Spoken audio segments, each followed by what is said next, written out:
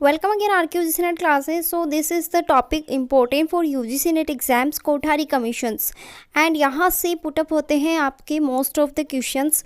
सो इसको full of यहाँ पे कवर करेंगे. सो मैं आपको बता दूँ this video lecture important and आपको बता दूँ कि यहाँ पर Hindi and English medium both medium में अवेलेबल होने वाला है.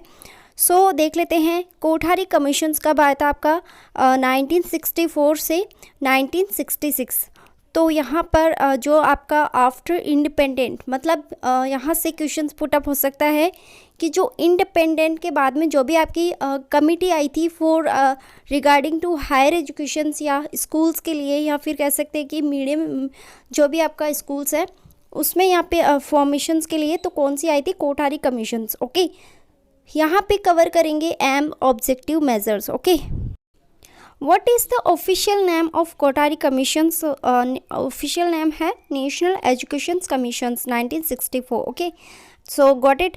So यहाँ पे पेपर फर्स्ट अवेलेबल है. व्हाट्सएप आप मुझे कर सकते हो नोट्स के लिए. एंड यहाँ पर अगर आपका सिलेबस चाहिए अकॉर्डिंग टू न्यू पैटर्न तो यहाँ पर आप मुझे मैसेज भी कर सकते हैं इंस्टाग्राम और व्हाट्सएप पे. Okay so notes mock test current affairs solved papers all material available है. Paper first commerce management and economics. So यहाँ पे फुल किट अवेलेबल है ओनली नॉर्मल चार्जेस में तो आप ले सकते हो Hindi and English medium. Okay so next यहाँ पे स्टार्ट करते हैं अपना वीडियो लेक्चर.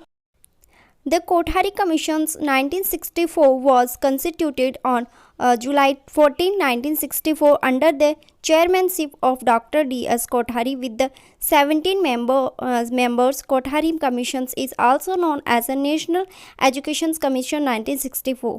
जैसे कि मैंने आपको बताया कि यहाँ पे कोठारी कमीशन से मोस्ट इम्पोर्टेंट क्वेश्चंस पुटअप होते हैं. तो यहाँ पे आपसे फर्स्ट क्वेश्चन तो यही बन सकता है कि कब लाया गया था इसको. तो लाया गया था 1964 में एंड 1966 का इसका एंड है. ओके यहाँ पे मेंबर्स है 17 मेंबर्स इसमें इंक्लूडिंग है. इसका ऑफिशियल नेम क्या है नेशनल एजुकेशन कमीशन 1964. सो यहाँ पे 2 क्वेश्चंस कवर हो गए.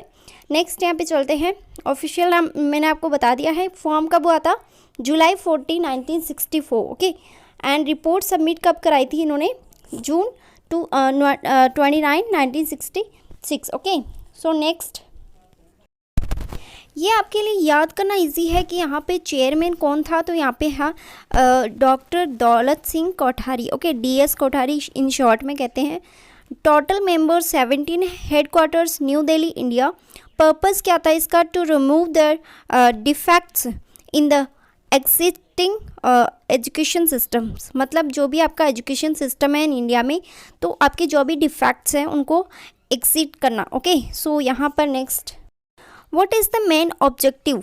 मेन ऑब्जेक्टिव यहाँ पे हो सकते हैं the review the Indian education systems and provide appropriate suggestions to the government of India for its improvement. Okay so यहाँ पर क्या है कि सजेशन देता है इम्प्रूवमेंट करने के लिए एजुकेशन पॉलिसीज़ यहाँ पे बनाता है and government of India. Okay government के लिए इंडिया के लिए. सो नेक्स्ट यहाँ पे देख लेते हैं परिचय क्या है इसका हिंदी मीडियम में. यहाँ पे देख लेते हैं कोठारी कमीशंस या कह सकते हैं कोठारी आयोग का गठन 14 जुलाई 1964 को डॉक्टर DS कोठारी की अध्यक्षता में हुआ था. इसलिए इसे कोठारी आयोग के नाम से जाना जाता है. ओके ऑफिशियल नेम क्या है राष्ट्रीय शिक्षा आयोग 1964. स्थापना हुई थी इसकी 14 जुलाई 1964. प्रतिवेदन कब दिया था इसने जून 29, 1966 एंड अध्यक्षता है doctor Daulat Singh Kothari.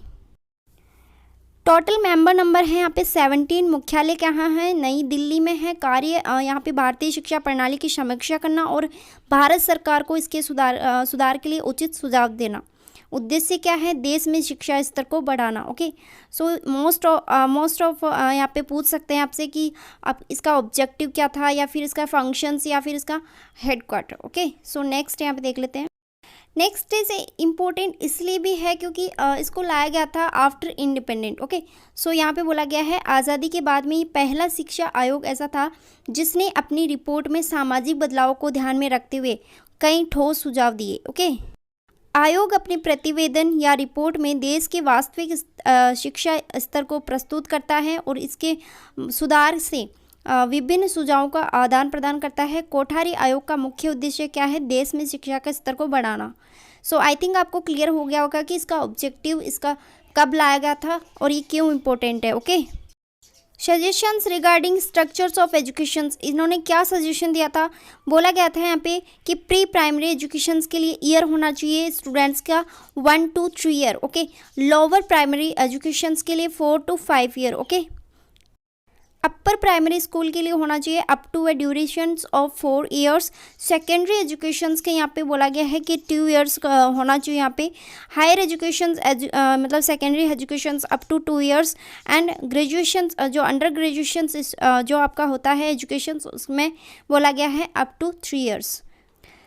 Master education up to 2 and 3 years, जो कि आपका मास्टर जो आपका होता है वो 2 ईयर्स के लिए होता है एंड रिसर्च एजुकेशन यहाँ पे 5 ईयर्स तक हो सकता है। ठीक है, so under this it was said that primary and secondary education should be the of 10 years higher secondary. Okay, so यहाँ पे बोला है कि अगर आपका प्राइमरी एंड सेकेंडरी एजुकेशन है वो 10 ईयर्स में कंप्लीट हो जाना चाहिए एंड आपका हायर एजुकेशन है वो आपका 2 ईयर्स के अंदर कंप्लीट होना चाहिए। सो यहाँ पर नेक्स्ट है शिक्षा की संरचना में सुझाव, जैसे कि अभी इंग्लिश मीडियम में था तो यहाँ पे हिंदी मीडियम में है। प्री प्राइमरी के लिए 1 से 3 ईयर्स, निम्न प्राथमिक शिक्षा के लिए 4 से 5 ईयर एंड उच्च प्राथमिक शिक्षा के लिए 4 वर्ष की अवधि एंड माध्यमिक शिक्षा के लिए 2 वर्ष एंड उच्च माध्यमिक शिक्षा के लिए 2 वर्ष तक एंड यहाँ पे बोला गया है स्नातक शिक्षा के लिए 3 ईयर्स। ओके, सो नेक्स्ट यहाँ पे दिया गया है, नेक्स्ट है स्नातक शिक्षा के लिए 3 वर्ष तक और मास्टर एजुकेशन 2 and 3 ईयर्स तक, और अनुसंधान जो आपका होता है वो 2 या 3 ईयर्स में कंप्लीट,